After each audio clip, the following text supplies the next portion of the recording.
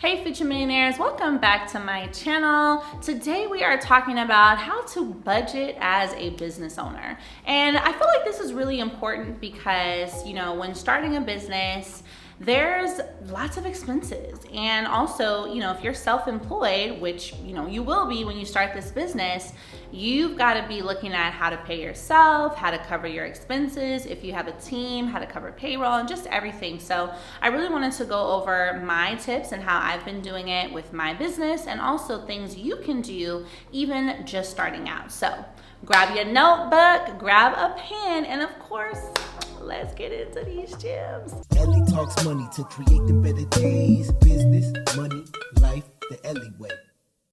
All right, y'all, welcome back into the video. So let's talk about budgeting basics for entrepreneurs, aka business owners, all right? So number one thing I wanna go over with you all is the importance of having different accounts. And here's what I mean. When you form your business entity and you open your business bank account, I like to teach my students, and something I do for myself is having different accounts within your business bank account, right? So let's say you open your account at Chase.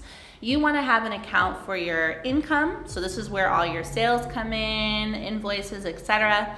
Then you want to have an account for expenses. It's really important to keep these two separate because you don't want to necessarily be charging, going to eat, Chipotle, all these things coming from the same account where all your money goes into.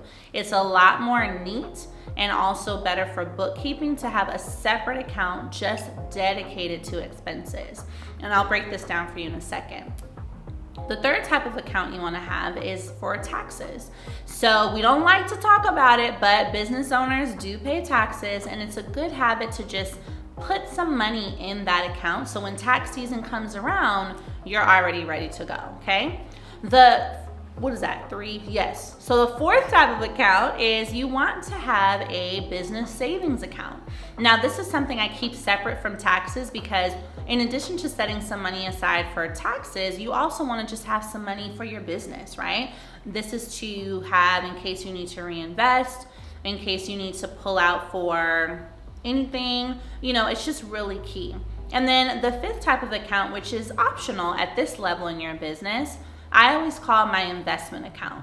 So this is where I am setting money aside to either invest into my business or to invest into other businesses, to create another income stream, to pursue another opportunity. And let's go over the percentage breakdown here. So if you make $1,000, right, let's say that goes into your income account, you generally want to put 25% into expenses. This is gonna cover things like cost of goods. This is gonna cover things like contractors, advertising, anything of the nature. Then you want to have an account for your taxes. Now, we don't like this, but generally you should put 30% into your tax account. You may not end up paying that much, but it's always just better for it to be there, right? Then you want to go ahead and put about 10% into business savings. And I would recommend anywhere between 5 to 10% into your investment account. So when whatever's left over, you keep obviously in your income account. So the way your kind of, structure and bookkeeping would look is that when money comes into your income account, you're going to transfer some over to expenses, taxes, savings, and investments, right? So that should be the extent of activity you see coming out of your business account, the income account. You shouldn't really see too many swipes of purchases and random things. And the great thing is when you understand how much your business makes on a monthly basis or even a bi-weekly basis, then you can make these transfers just once or twice a month. I definitely don't recommend this being something you do every single day. You want to do this maybe once a week at the most. Better to do it twice a month, every 2 weeks, or once a month. So for example, when my business makes money, I ensure that I transfer enough over to payroll to handle that, enough over to expenses, enough over to taxes, savings, and then investments. And these are things you can continue to work through as your business starts to scale more.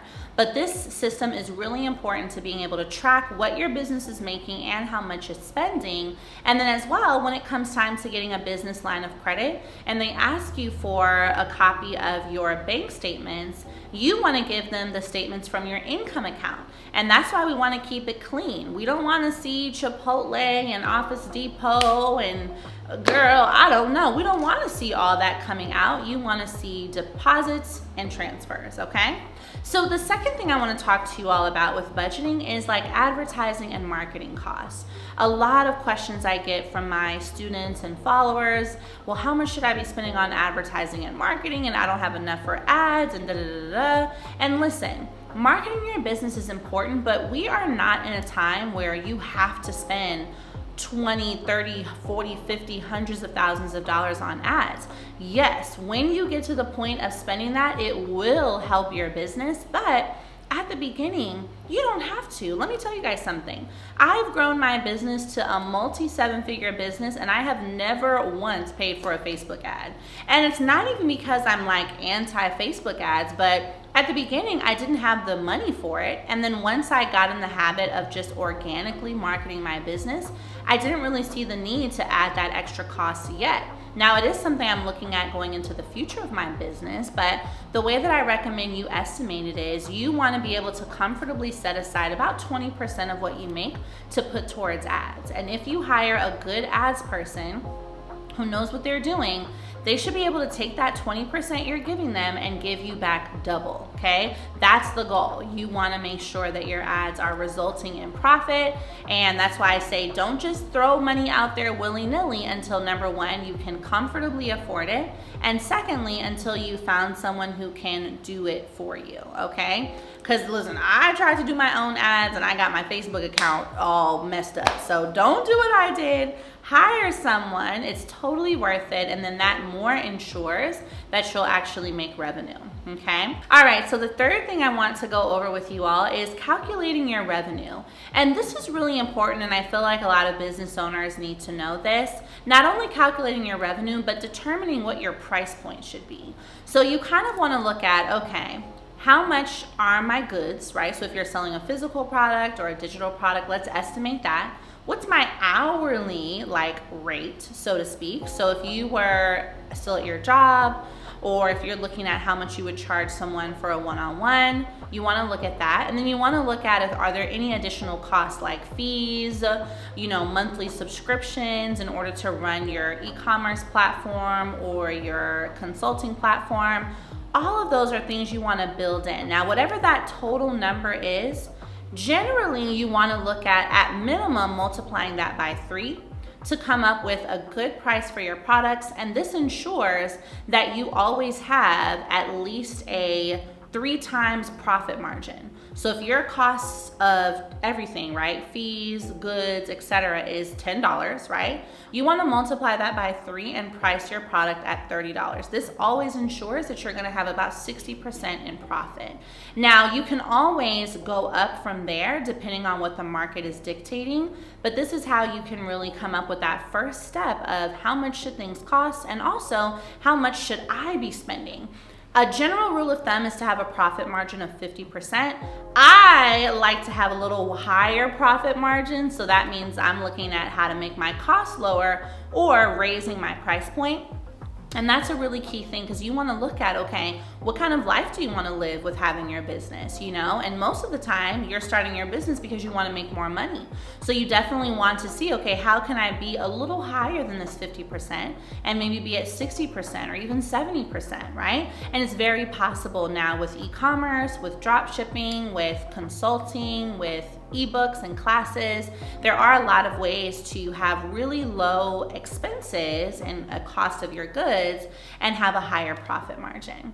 So I want you guys to comment below, what did you learn in this video? What other questions do you have about budgeting or just overall managing your money as an entrepreneur? I'm definitely happy to make a video on investing and getting your 401k, because all these things are so important.